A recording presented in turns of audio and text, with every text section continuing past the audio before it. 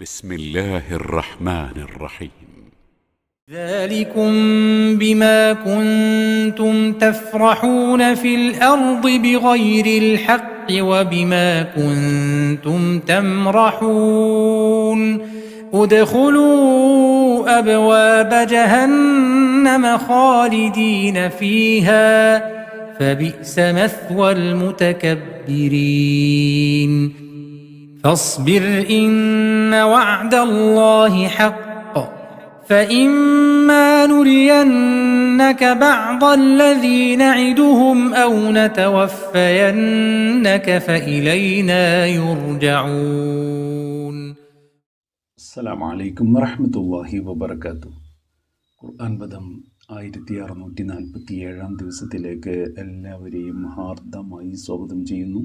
വിശുദ്ധ ഖുർആനിലെ 40-ാമത്തെ അധ്യായമായ സൂറത്തുൽ ഗാഫിറിലെ 75 മുതൽ 77 വരെയുള്ള ആയത്തുകളാണ് ഇന്ന് പഠനവിധേയമാക്കുന്നത്. ക്ലാസ് ആരംഭിക്കുന്നതിനായി ആദരണീയനായ ഡോക്ടർ AI വിലായത്തുള്ള സാഹിബിനെ ക്ഷണിക്കുന്നു. السلام عليكم ورحمة الله وبركاته. أعوذ بالله من الشيطان الرجيم. بسم الله الرحمن الرحيم. ذلكم بما كنتم تفرحون في الأرض بغير الحق وبما كنتم تمرحون ادخلوا أبواب جهنم خالدين فيها فبئس مثوى المتكبرين فاصبر إن وعد الله حق فإما نرينك بعض الذي نعدهم أو نتوفينك فإلينا يرجعون. صدق الله العلي العظيم. സൂറത്ത് ഗാഫിറിലെ 75 മുതൽ 77 വരെയുള്ള ആയത്തുകളാണ് ഞാൻ നിങ്ങളെ കേൾപ്പിച്ചിട്ടുള്ളത്. നബി സല്ലല്ലാഹു അലൈഹി വസല്ലം മക്കയിൽ അഭിസംബോധന ചെയ്തുകൊണ്ടിരുന്ന അദ്ദേഹത്തിന്റെ പ്രബോധനം തിരസ്കരിച്ചുകൊണ്ടിരുന്ന ആളുകളെ പരാമർശിച്ചുകൊണ്ടും അവരെ കേൾപ്പിക്കുന്ന വിധത്തിലുമാണ് അല്ലാഹു സുബ്ഹാനഹു വ തആല സൂറത്ത് ഗാഫിറിലെ നമ്മൾ അവസാനമായി പഠനവിധേയമാക്കിയ ആയത്തുകളിൽ ചില കാര്യങ്ങൾ പരാമർശിക്കുകയുണ്ടായത്. അലം തറ ഇലല്ലദീന യുജാദിലൂന ഫീ ആയാത്തില്ലാഹി അന്നാ യുസ്റഫൂൻ എന്ന ഒരു പരാമർശം കാണാം. അള്ളാഹുവിന്റെ ആയാത്തുകളെ,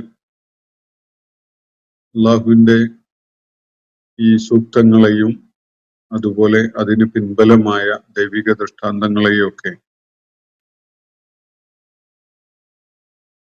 ഗൗരവത്തിൽ കാണാതെ അവയെ കേവലം തർക്കത്തിന് വേണ്ടി അവയെക്കുറിച്ച് സംസാരിക്കുന്ന ആളുകൾ,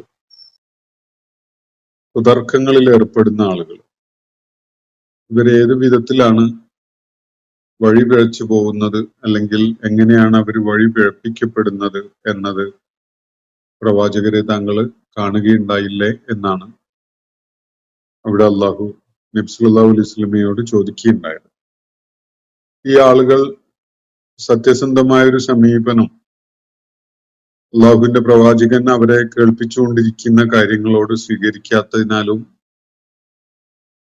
ഫലശൂന്യമായ കുതർക്കങ്ങളിൽ ഏർപ്പെട്ടുകൊണ്ടിരുന്നതിനാലുമാണ് യഥാർത്ഥത്തിൽ അവർക്ക് സന്മാർഗലബ്ധി ഉണ്ടാവാത്തത് എന്നതാണ് സൂചിപ്പിക്കപ്പെടുന്ന കാര്യം. അവര് അള്ളാഹുവിന്റെ പ്രവാചകൻ അവരെ കേൾപ്പിച്ചുകൊണ്ടിരിക്കുന്ന ദൈവിക വേദഗ്രന്ഥം വിശുദ്ധ ഖുർആൻ അതിനെ ശ്രദ്ധാപൂർവം ഉൾക്കൊള്ളാതെ തള്ളിക്കളയുകയാണ്. അതുപോലെ തന്നെ പൂർവിക പ്രവാചകന്മാര് മുഖേന അവർക്ക് ലഭ്യമായിരുന്നതിനെയും അവര് തള്ളിക്കളയുകയാണ്. പക്ഷെ അതിന്റെ ഭവിഷ്യത്ത് വൈകാതെ തന്നെ അവര് അറിയും. കഴുത്തുകളിൽ വളയങ്ങളും കൈകാലുകളിൽ ചങ്ങലകളുമായി വലിച്ചിഴക്കപ്പെടുന്ന ഒരവസ്ഥ അവർക്ക് വന്നു ചേരാനിരിക്കുന്നു. അതുപോലെ നരകശിക്ഷ അതിന്റെ എല്ലാ അർത്ഥത്തിലും അനുഭവിക്കാനുള്ള സമയം അവർക്ക് വന്നു ചേരാനിരിക്കുന്നു എന്നാണ് തുടർന്ന് അള്ളാഹു വ്യക്തമാക്കുകയുണ്ടായത്. എന്നിട്ട് നരകശിക്ഷ അനുഭവിച്ചുകൊണ്ടിരിക്കുമ്പോൾ അവരോടായിട്ട് ചോദിക്കപ്പെടുന്ന കാര്യം, നിങ്ങൾ ഒത്തിരി ശരീക്കുകളെയും കൊണ്ട് ആയിരുന്നല്ലോ ഭൂമുഖത്തുണ്ടായിരുന്നത്. അള്ളാഹുവിന്റെ സ്ഥാനത്ത് തങ്ങളെ സഹായിക്കും, പിന്തുണക്കും എന്നൊക്കെ നിങ്ങൾ സങ്കല്പിച്ചിരുന്ന ശരീക്കുകളൊക്കെ ഉണ്ടായിരുന്നല്ലേ, എവിടെ പോയി അവരൊക്കെ എന്നാണ് അവര് ചോദിക്കപ്പെടുന്നത്. അവരോട് ചോദിക്കുന്ന കാര്യം അതാണ്. അപ്പൊ അവര് നിസ്സഹായ അവസ്ഥയിൽ പറയുന്നത് ലല്ലു അന്ന, അവരൊക്കെ ഈ ഞങ്ങളെ കൈയൊഴിഞ്ഞ് വിട്ടു പൊയ്ക്കളഞ്ഞു. അങ്ങനെയല്ല, ഞങ്ങള് എന്തെങ്കിലും വിധത്തിൽ അർഹതയുള്ള ഒരാളോടുമായിരുന്നില്ല നേരത്തെ പ്രാർത്ഥിച്ചിരുന്നത്. യോഗ്യതയോ അർഹതയോ ഇല്ലാത്ത, അധികാരമോ ശക്തിയോ ഇല്ലാത്ത ചില മിഥ്യ ആശയങ്ങളെ മാത്രമാണ് ഞങ്ങള് വിളിച്ചു പ്രാർത്ഥിക്കുകയുണ്ടായിരുന്നത്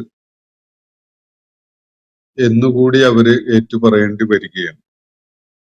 ഈ വിധത്തിലാണ് അള്ളാഹു നിഷേധികളുടെ ഈ മാർഗഭ്രംശം, അവരുടെ ലലാലത്ത് ഉറപ്പുവരുത്തുന്നത് എന്നുകൂടി അള്ളാഹു അവിടെ പറഞ്ഞു വെക്കുകയാണ്. നിഷേധികൾ അവരുടെ നിലപാട് കാരണമായിട്ട്, അവരുടെ മനോഗതി കാരണമായി അവര് ഏർപ്പെട്ടുകൊണ്ടിരുന്ന കുതർക്കങ്ങളൊക്കെ കാരണമായിട്ടാണ്, അല്ലാതെ സത്യസന്ധതയോ ആത്മാർത്ഥതയോ ഉള്ളവരായി നിലകൊള്ളുന്ന അവസ്ഥയിലല്ല അവര് ലലാലത്തില് കഴിയുന്ന ആളുകളായി മാറിയത് എന്നതാണ് ഇവിടെ ചൂണ്ടിക്കാണിക്കപ്പെട്ടിട്ടുള്ളത്. എന്നിട്ട് തുടർന്ന് അള്ളാഹു പറയുകയാണ്, ദാലിക്കും ബിമാ കുൻതും തഫ്റഹൂന ഫിൽ അർദ് ബിഗൈരിൽ ഹഖ്. ഇങ്ങനെയുള്ളൊരു അവസ്ഥ അവരെ സംബന്ധിച്ചിടത്തോളം സംജാതമാവുകയുണ്ടായത്, ഞാൻ ഇന്ന് വായിച്ചു വെച്ച ആയത്തുകളുടെ സാരമാണ് ഞാൻ സൂചിപ്പിക്കുന്നത്. ദാലിക്കും ബിമാ കുൻതും തഫ്റഹൂന ഫിൽ അർദ് ബിഗൈരിൽ ഹഖ്. യാതൊരു ന്യായവുമില്ലാത്ത അവസ്ഥയിൽ അവര് ഭൂമുഖത്ത് വലിയ നിഗളിപ്പ് നടത്തിക്കൊണ്ടിരുന്നത് കാരണമായിട്ടാണ് ഈ പരിണിതി അവരെ ഏറ്റുവാങ്ങേണ്ടി വന്നിട്ടുള്ളത്. ദാലിക്കും, നിങ്ങളുടെ കാര്യത്തില് ഇങ്ങനെ സംഭവിക്കാൻ ഇടയായത്, ബിമാ കുൻതും തഫ്റഹൂൻ, നിങ്ങൾ മതിമറന്ന് ആഹ്ലാദിക്കുകയായിരുന്നു, അല്ലെങ്കിൽ നിഗളിപ്പിലായിരുന്നു. ഭൂമുഖത്ത് ഫിൽ അർദ് ബിഗൈരിൽ ഹഖ്, അതിന് യാതൊരു ന്യായവും കാരണമൊന്നുമില്ല, പ്രത്യേകിച്ച് എന്തെങ്കിലും ന്യായമോ കാരണമോ അർഹതയോ ഒന്നും ഉണ്ടായിട്ടൊന്നുമല്ല. അതല്ലാതെ തന്നെ നിങ്ങൾ വലിയ തിമർപ്പിലും ആഹ്ലാദ തിമർപ്പിലും അതുപോലെ നിഗളിപ്പിലും ഒക്കെ ആയിരുന്നു. വബിമാ കുൻതും തംറഹൂൻ, അതേപോലെ തന്നെ നിങ്ങൾ അഹന്തയിലായിരുന്നു കഴിഞ്ഞിരുന്നത്. അതുകൊണ്ടാണ് തംറഹൂൻ എന്ന് പറഞ്ഞാല് മറഹ എന്ന പദത്തിൽ നിന്നാണ് അത് വരുന്നത്. വിശുദ്ധ ഖുർആനിലെ അടുത്ത് വലാ തംശി ഫിൽ അർദി മറഹ എന്ന് കാണാം. അഹന്ത പ്രകടിപ്പിക്കുന്ന വിധത്തില് ഭൂമിയിൽ നടക്കരുത് എന്ന് അള്ളാഹു പരാമർശിക്കുന്ന കാണാം. അപ്പോ കാര്യങ്ങളെ കുറിച്ചുള്ള ശരിയായ ബോധം ഉണ്ടാവാത്ത,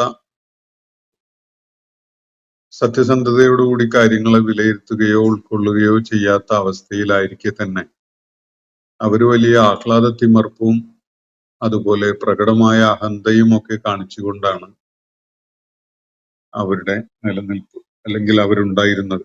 ഈ കാരണത്താലാണ് അവർക്ക് ഈ അവസ്ഥ വന്നിട്ടുള്ളത് എന്നാണ് ഇവിടെ ചൂണ്ടിക്കാണിക്കപ്പെടുന്നത്. നിഷേധികൾ ഈ നരകശിക്ഷ ഏറ്റുവാങ്ങേണ്ടി വന്നതും അതിന് ഉപോത്ബലകമായ ലലാലത്തിന്റെ ആളുകളായി മാറിയതും ഒക്കെ തന്നെ അവരുടെ ന്യായമില്ലാത്ത, യാതൊരു നിലക്കും നീതീകരിക്കാൻ പറ്റാത്ത വിധത്തിലുള്ള അന്യായമായ കാര്യങ്ങളിൽ അവർ തർക്കത്തിൽ ഏർപ്പെട്ടുകൊണ്ടിരുന്നതും, അതുപോലെ ഒരു അർഹതയുമില്ലാത്ത അവസ്ഥയിൽ തന്നെ വലിയ നിഗളിപ്പും ആഹ്ലാദവും ഒക്കെ കാണിച്ചുകൊണ്ട് അഹന്ത പ്രകടിപ്പിച്ചുകൊണ്ടായിരുന്നു അവരുടെ ജീവിതം എന്നതിനാലുമാണ്.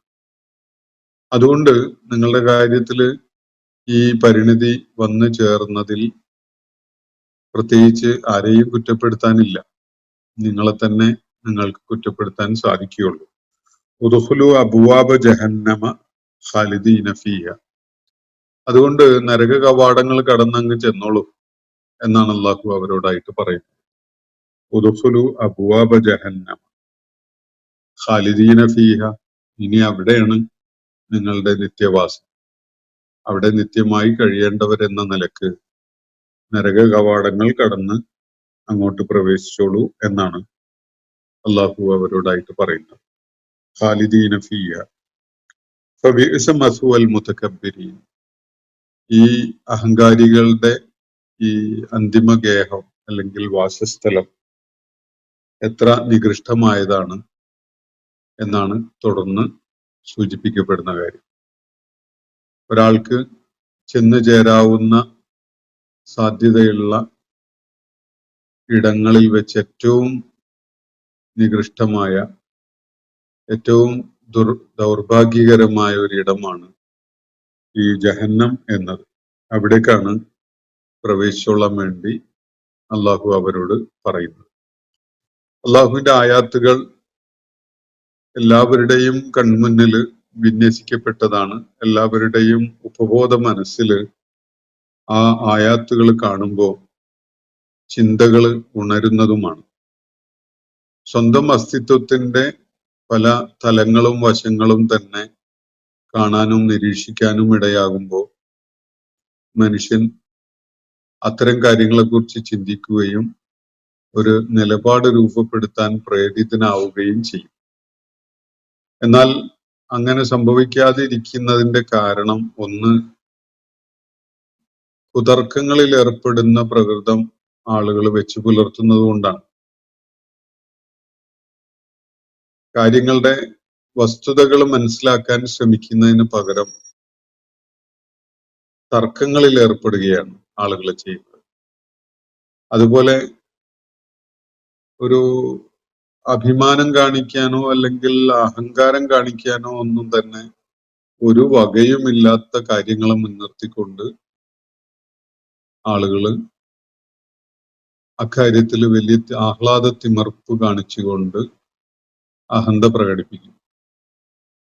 ഇങ്ങനെയുള്ള പ്രകൃതം, ഈ ഒരു നിലപാടും രീതിയും ഒക്കെ കാണിക്കുക എന്നത് കുഫറിന്റെ ഒരു ലക്ഷണമാണ്. വളരെ പ്രകടമായ ഒരു ലക്ഷണമാണ്. കുഫർ എന്നത് കീഴ്പ്പെടാനുള്ള, അള്ളാഹുവിന്റെ മുന്നിൽ വിനയാന്യതനായിക്കൊണ്ട് അവനെ സർവലോക രക്ഷിതാവായി മനസ്സിലാക്കിയിട്ട് അവനെ വിധേയപ്പെടാനുള്ള സന്നദ്ധതയില്ലായ്കയാണല്ലോ കുഫർ എന്ന് പറയുന്നത്. അപ്പൊ അതിന്റെ ഉപോൽപ്പന്നമായിട്ട് അവര് രൂപപ്പെടുത്തി വെച്ചിട്ടുള്ള ഒരുപാട് ഇത്തരം നിത്യ ആശയങ്ങൾ ഉണ്ടാവും. അത് തന്നെ കുറിച്ചും അതുപോലെ ചുറ്റുപാടുകളെ കുറിച്ചും ഒക്കെ ഉണ്ടാവും. അത് അവരെ മുത്തക്കബ്ബിറുകളാക്കി മാറ്റിയിട്ടുണ്ടാവും. സ്വാഭാവികമായിട്ടും അങ്ങനെയുള്ള മുത്തക്കബ്ബിറുകൾക്ക് ചെന്നു ചേരാനുള്ള മടക്കഗേഹം, അവരുടെ അഭയകേന്ദ്രം, അതാണ് ഇവിടെ പരാമർശിക്കപ്പെട്ട ഫബിഇസ മസുവൽ മുതകബ്ബിരീൻ. മുതകബ്ബിറുകളുടെ ഈ മടക്കഗേഹം എത്ര നികൃഷ്ടമായതാണ് എന്നാണ് അള്ളാഹു ഇവിടെ സൂചിപ്പിക്കുന്നത്. ഫസ്ബിർ ഇന്ന വഅദല്ലാഹി ഹഖ്. തുടർന്ന് അള്ളാഹു നബി സല്ലല്ലാഹു അലൈഹി വസല്ലമയുടെ നേരെയാണ്, അദ്ദേഹത്തോട് അഭിസംബോധന ചെയ്തുകൊണ്ടാണ് പറയുന്നത്. ഈ ആളുകള് തങ്ങളുടെ ദൗത്യ നിർവഹണത്തിനോട് വളരെ നിഷേധാത്മകമായ വിധത്തിലാണ് പ്രതികരിച്ചിട്ടുള്ളത്. അവര് അകാരണമായി തങ്ങളെ പ്രയാസപ്പെടുത്തുന്നു.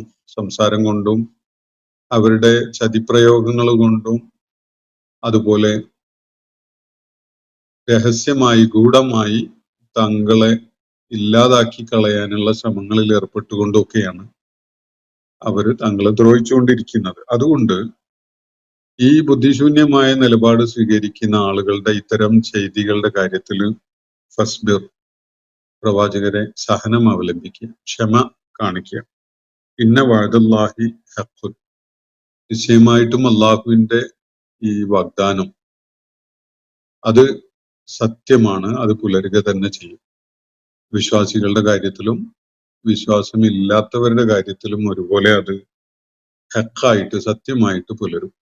വിശ്വാസികൾക്ക് അള്ളാഹു നേരത്തെ വാഗ്ദാനം ചെയ്തിരുന്ന മോഹനമായ സംഗതികളെ പരാമർശിച്ചുകൊണ്ട് ചില കാര്യങ്ങൾ പറയുകയുണ്ടായിട്ടുണ്ട്. അത് സത്യമായി പുലരും. അതേപോലെ തന്നെ ചിന്താശൂന്യമായ നിലപാടോടുകൂടി കുതർക്കങ്ങളിൽ ഏർപ്പെട്ട് അഹന്തയും അതുപോലെ പൊങ്ങച്ചവും ഒക്കെ കാണിച്ചുകൊണ്ട് നിഗളിപ്പ് കാണിച്ച് ആഹ്ലാദത്തിമർപ്പില്, അതിന് യാതൊരു ന്യായവുമില്ല, ആഹ്ലാദത്തിമർപ്പിലായിട്ട് കഴിഞ്ഞിരുന്ന ഈ ആളുകൾ അവരുടെ കാര്യത്തിലുള്ള സംഭവിക്കാൻ പോകുന്ന അള്ളാഹുവിന്റെ താക്കീതും സത്യമായിട്ട് പുലരുക തന്നെ ചെയ്യും. ഇന്ന വഅദല്ലാഹി ഹഖ്, നിശ്ചയമായിട്ടും അള്ളാഹുവിന്റെ ഈ വാഗ്ദാനം സത്യമാണ്, അത് പുലരും. അത് എപ്പോ പുലരും എന്നതിന്റെ കാര്യത്തിലൊന്നും ധൃതി ആവശ്യമില്ല. അള്ളാഹു തുടർന്ന് പറയുന്നത് കേൾക്കുക. ഫഇമ്മാ നുരിയന്നക ബഅദല്ലദീന അഇദുഹും, അവർക്ക് നാം താക്കീതായിട്ട് നൽകുന്ന ചില കാര്യങ്ങൾ, അവരോട് വ്യക്തമാക്കിയിട്ടുള്ള വെളിപ്പെടുത്തിയിട്ടുള്ള ചില നടപടികൾ സംബന്ധമായ താക്കീതുകൾ, അവയിൽ ചിലത് താങ്കൾ തന്നെ കാണാനിടയാവുന്ന വിധത്തിൽ നാം നടപ്പിലാക്കിയെന്ന് വരും.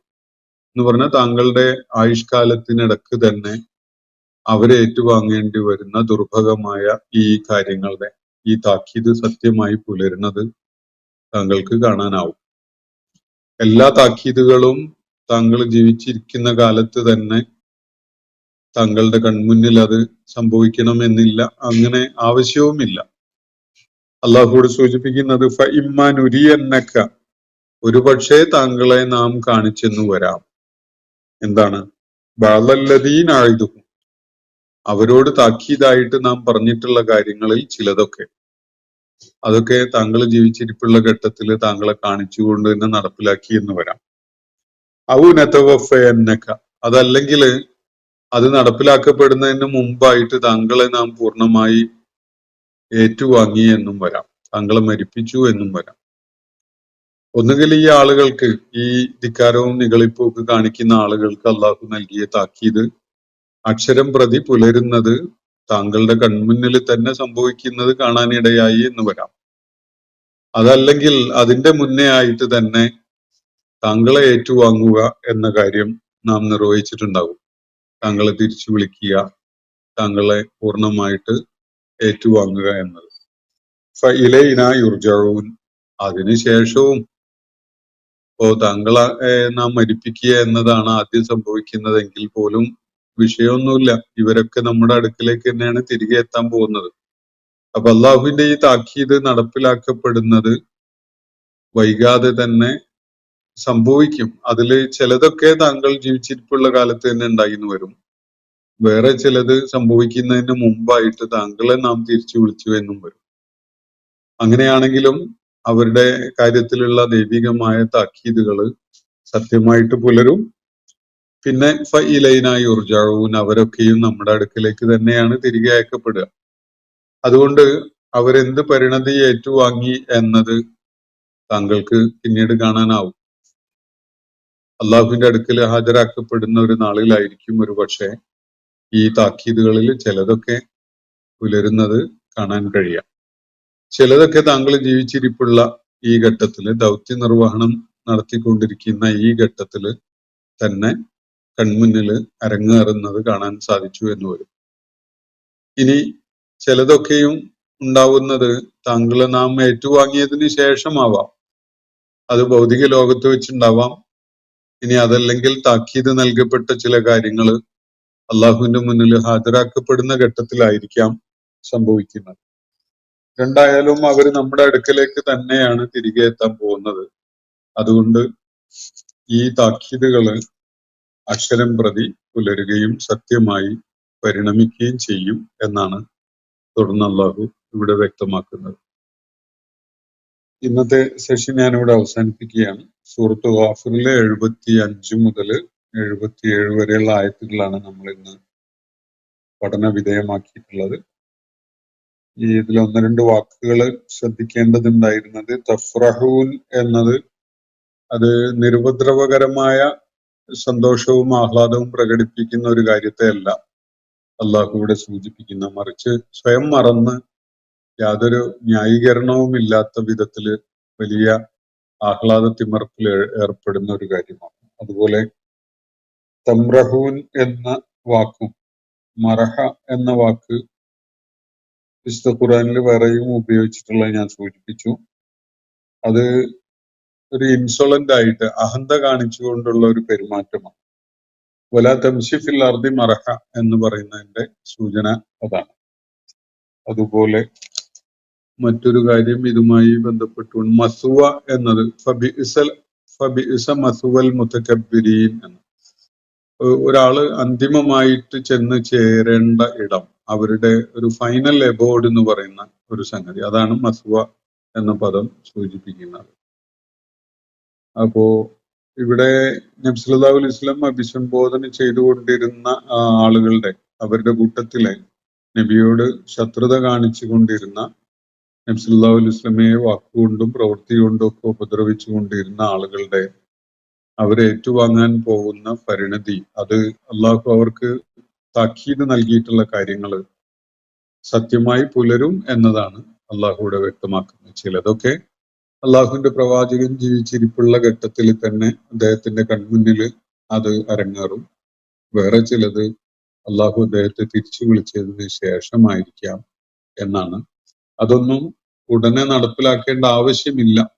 അള്ളാഹുവിനെ സംബന്ധിച്ചിടത്തോളം അള്ളാഹുവിന്റെ പ്രവാചകനെ സംരക്ഷിക്കുന്നതിന് ആ നടപടികൾ പൂർണ്ണമായും നടപ്പാക്കുക എന്നത് ആവശ്യമില്ല. ആവശ്യമുള്ളത് അള്ളാഹു ഈ ഘട്ടത്തിൽ തന്നെ അവരുടെ കാര്യത്തിൽ നടപ്പിലാക്കുന്നുണ്ടാകും. ബാക്കി അള്ളാഹു പിന്നീട് അള്ളാഹു നിശ്ചയിച്ച സമയത്ത് അത് നടപ്പിലാക്കും. അത് തീർച്ചയായിട്ടും ആ താക്കീതുകളും ആ വാഗ്ദാനങ്ങളും ഒക്കെ സത്യമാണ്, അത് പുലരുക തന്നെ ചെയ്യും എന്നതാണ് ഇവിടെ വ്യക്തമാക്കിയിട്ടുള്ളത്. വാഖിറു ദഅ്വാന അനിൽ ഹംദുലില്ലാഹി റബ്ബിൽ ആലമീൻ. അസ്സലാമു അലൈക്കും വറഹ്മത്തുള്ളാഹി വബറകാതുഹു. ഇന്നത്തെ ഖുർആൻ പദം ഇവിടെ സമാപിക്കുന്നു. ഖുർആൻ പഠനത്തിൽ പങ്കെടുത്ത എല്ലാവർക്കും അല്ലാഹു അർഹമായ പ്രതിഫലം നൽകി അനുഗ്രഹിക്കട്ടെ. വആഖിറു ദഅ്വാന അനിൽ ഹംദുലില്ലാഹി റബ്ബിൽ ആലമീൻ. അസ്സലാമു അലൈക്കും വറഹ്മത്തുള്ളാഹി വബറകാതുഹു.